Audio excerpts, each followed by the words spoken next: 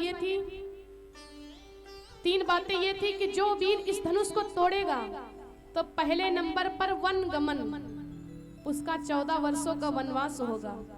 और दूसरी बात ये कि नारी हरण, उसकी नारी का हरण होगा। और तीसरी बात पिता मरण, उसके पिता की मृत्यु होगी।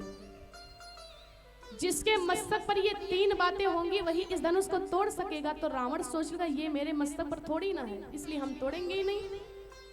अब इसमें पहले से ही लिखा कि इसको कौन तोड़ पाएगा, जिसके मस्तक पर ये 3 बातें होंगी वही तोड़ पाएगा। तो लाओ हम देखते कि किसके मस्तक पर ये 3 बातें हैं। बहुत राजा लोग बैठे हैं, रावण सबके मस्तक को चेक करता गया, किसी के मस्तक पर ये 3 बातें नहीं मिली। लेकिन जैसे राम के पास में पहुंचा, कहने लगा हे राम तुम्हारे मस्तक पर है पिता मरण बनवास लिखा।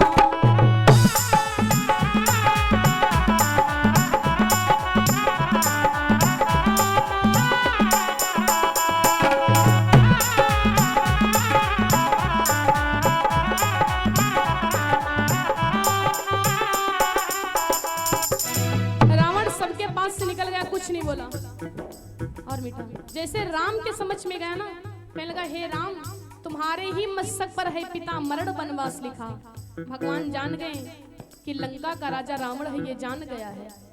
तो भगवान कहने लगे प्रभु और मेरे मस्तक पर क्या लिखा है। रावण कहने लगा सुनो प्रभु, हे राम तुम्हारे मस्तक पर है पिता मरण वनवास लिखा।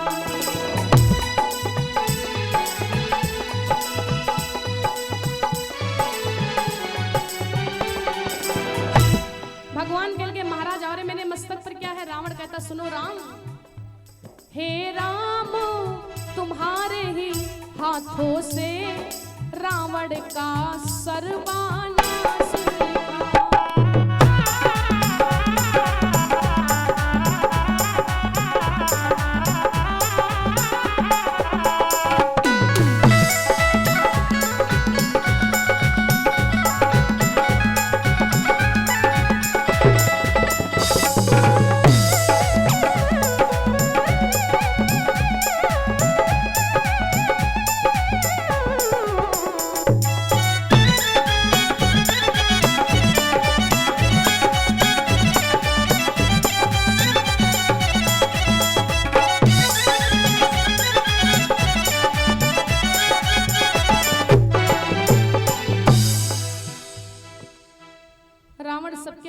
चेक करता गया, किसी के मस्तक पर ये 3 बातें नहीं लिखी।